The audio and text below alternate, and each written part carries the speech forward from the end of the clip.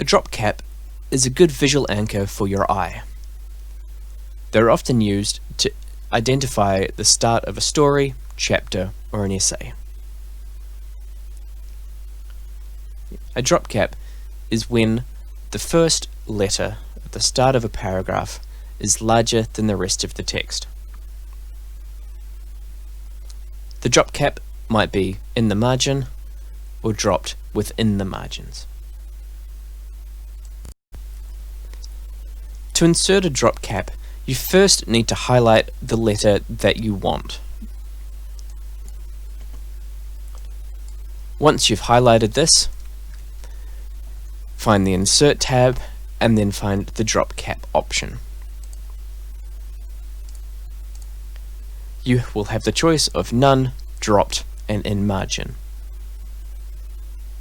You can also adjust further options by selecting drop cap options and then selecting font choices and how many lines it should cover.